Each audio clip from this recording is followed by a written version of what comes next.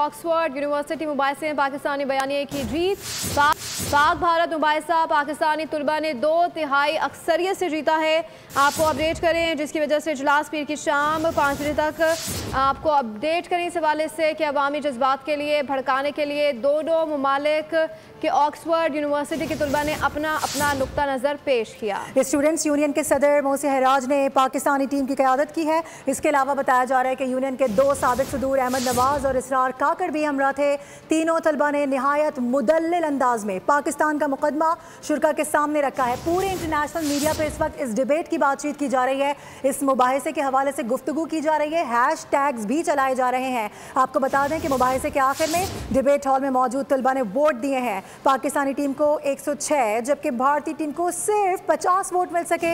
Oxford university में भारतीय तलबा की बड़ी तादाद ज़ेर तालीम है। ये अहम मुबाहिसा पाकिस्तानी तलबा और जो भारतीय तलबा हैं उनके माबैन हुआ है। बताया जा रहा है कि भारतीय पॉलिसी कौमी सिक्योरिटी के लिए हैं या अवामी जज्बात भड़काने के लिए, ये सवालात वहाँ पर उठाए गए हैं जिस पर दोनों ममालिक के ऑक्सफोर्ड यूनिवर्सिटी के तलबा ने अपना अपना नुक्ता नज़र पेश किया है। इससे कबल हमने ये भी देखा है कि इस तरह के जिस तरह के मुबाहिसे किए जाते हैं उसमें ज़्यादातर पाकिस्तानियों की जीत इसलिए होती है क्योंकि जो उनका मौक़िफ़ होता है वो किसी से ढका छुपा नहीं होता। ऑलरेडी जो उनकी गवर्नमेंट या उनकी क़यादत होती है वो बहुत बड़े बड़े लेवल पर बहुत बड़े बड़े प्लेटफॉर्म्स पर वो मौक़िफ़ उठा चुकी होती है। यही वजह है कि जो हमारे नौजवान नस्ल है वो बहुत क्लियर एंड कट बात करते हैं। ऑक्सफोर्ड यूनिवर्सिटी में ये आम मुबाहिसा देखने को मिला है ट्विटर पर और इसके अलावा बहुत सारी इंटरनेशनल साइट्स हैं जिस पर यह मुबाहिसा बाकायदा चलाया जा रहा है। इंटरनल फुटेजेस और इसके अलावा जो बाहर आके गुफ्तगू की गई है वो भी सुनवाई जा रही है। और जो भारतीय तलबा हैं वो भी दाद दिए बगैर नहीं रुक सके हैं। जो पाकिस्तानी तलबा हैं उनकी बात में इतना वजन था, इतने मुदल्लिल दलाइल उन्होंने पेश किए। खास तौर पर अगर बात की जाए मार्का हक के हवाले से तो उसके बाद जो पाकिस्तान का मोराल और स्टांस है वो इतना ज़्यादा हाई हुआ है कि पाकिस्तान का बच्चा और जो पाकिस्तान के तलबा और तालिबात पूरी दुनिया में इस वक्त पढ़ रहे हैं वो सर उठाकर जी रहे हैं। यही वजह है कि हमने देखा है कि इस पॉलिसी से मुतालिक जो कौमी सिक्योरिटी की पॉलिसी है उस पर क्या कुछ हुआ है। आपने नाज़रीन को ज़रा सुनवाते हैं फिर दोबारा इस पर वापस आएंगे।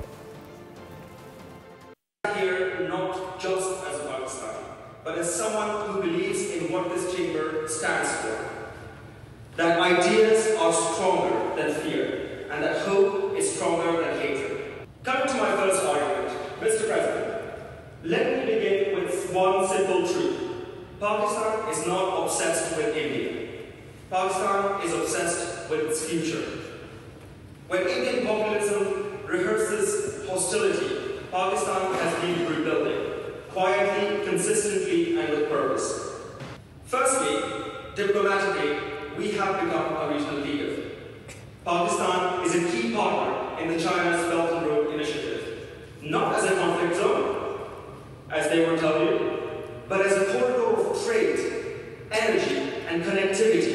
Secondly, global leaders and American administrations and leaders around the world have publicly praised Pakistan over the last few weeks for its role in regional security, a recognition of cooperation, not of confrontation.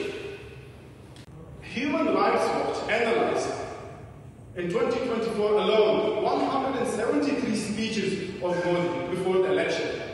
In 110 of those speeches, they were about Islamophobia, the war against minorities in India, all as a pattern to unite the Hindu population, the common population, to create fear, to create a common enemy, so he can utilize that for his own benefits.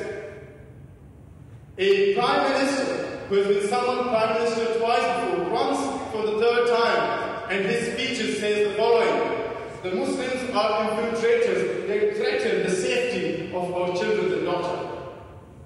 He says that the opposition will bulldoze the Ram temple and return Hindu gods to attempts, creating fear. Fear that the largest minority in India is the thing to worry about. After this, I will conclude. He goes on. The Muslims are trying to destroy our gods. They are engaging in vote jihad. His words, not my words. Now, these are not dog whistles. These are silence of hatred. They are open calls for a majoritarian fair where he is cultivating before every time there is an election because it works for Modi.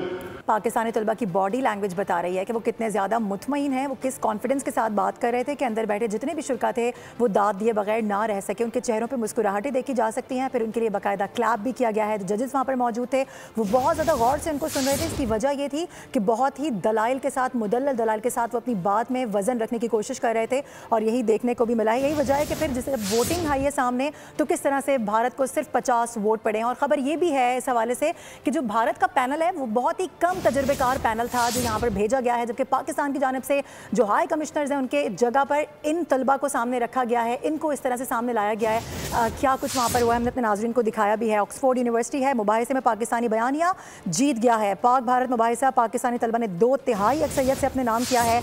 भारतीय policy कौमी security के लिए है या अवामी जज्बात भड़काने के लिए, ये वो मुद्दा था जिस पर बहस की गई है, जिसके बाद हमने देखा कि जो भारत की जानिब से आवाज़ उठाई गई या जो बहस मुबाहिसा किया गया उसमें उस तरह से वज़न नहीं था जिस तरह से पाकिस्तानी मुदल्लिल की जानिब से जब दलाइल पेश किए गए। जो हमारे तलबा वहाँ पर मौजूद थे उन्होंने जिस तरह से वहाँ पर पाकिस्तान का मुकदमा एक बार फिर लड़ा, किस तरीके से वो सारा कुछ हुआ है। डॉक्टर फैसल की जानिब से इस हवाले से एक मौक़िफ़ सामने आया, अपने नाज़रीन के सामने रखते हैं। जी, ये ऑक्सफोर्ड यूनियन ने एक डिबेट अरेंज की थी, ऑर्गेनाइज की थी। ये कई महीनों से ये सिलसिला चल रहा था। हिंदुस्तान पाकिस्तान की ऐसी डिबेट कभी ऑक्सफोर्ड यूनियन में हुई नहीं। हमसे पूछा गया, हमने कहा हम तो हमेशा तैयार हैं किसी भी इल्मी बहस और मुबाहिसे के लिए जो दलील पे बेस्ड हो। आज सुबह हमें बताया गया, ऑक्सफोर्ड यूनियन से पता चला कि वो इंडियन तो आए नहीं, वो बैकआउट कर गए। वजह नहीं बताई गई कि क्या है। अब सोशल मीडिया में बहुत सारे रीजंस बताए जा रहे हैं लेकिन हमें अभी तक कन्वे नहीं हुआ। मौजू बड़ा इंटरेस्टिंग था। मौजू यही था कि हिंदुस्तान जो अपनी सिक्योरिटी पॉलिसी गर्दानता है, बताता है, फॉरेन पॉलिसी बताता है, वो असल में फॉरेन पॉलिसी नहीं है, वो एक पॉपुलिस्ट स्ट्रेटजी है। वोट लेने की एक स्कीम होती है और ये हर इलेक्शन या उनके स्टेट इलेक्शन से पहले एक हाइप आ जाती है। इस मौजू पे डिबेट होनी थी और पार्टिसिपेंट्स ने फिर वोट करना था, जो एक ऑक्सफोर्ड यूनियन का तरीकेकार है। अभी ज्यादा मायूसी हुई कि वो एक डिबेट या एक ओपन डिस्कशन से भाग गए। हम इसके लिए पूरी तरह तैयार थे, हम तैयार हैं। आइंदा भी कभी मौका मिलेगा तो पाकिस्तान इसके लिए मुकम्मल तौर पर तैयार। इस कामयाबी में मुझे खुशी बहुत है। जिस तरह से डॉक्टर फैसल भी बता रहे हैं कि कुछ घंटों पहले हमें बताया गया कि ऑक्सफोर्ड यूनियन की जानिब से हम इस तरह का एक मुबाहिसा कंडक्ट करने वाले हैं और फिर सुबह में पता चला कि जो भारत की जानिब से लोगों ने शिरकत करनी थी जिन मुबाहिसों के लिए, वो नहीं आ सके हैं। तो फिर उसके बाद जब इन्होंने पैनल चेंज किया, शायद वो पैनल चेंज करना इनकी सबसे बड़ी गलती बन गया, क्योंकि वो जो पैनल था वो इतने ज़्यादा तजुर्बेकार नहीं था, जिसको अंदाज़ा नहीं था कि किस तरह से अपने स्टांस को सामने रखना है। लेकिन अगर उसके बरक्स बात की जाए तो ऑक्सफोर्ड में पढ़ने वाले जो पाकिस्तानी तलबा हैं उनकी जानिब से किस तरह से पाकिस्तान का मुकदमा लड़ा गया है वो भी फिर हम सब ने देखा है। सब्सक्राइब करें और बेल दबाएं ताकि कोई खबर रह न जाए।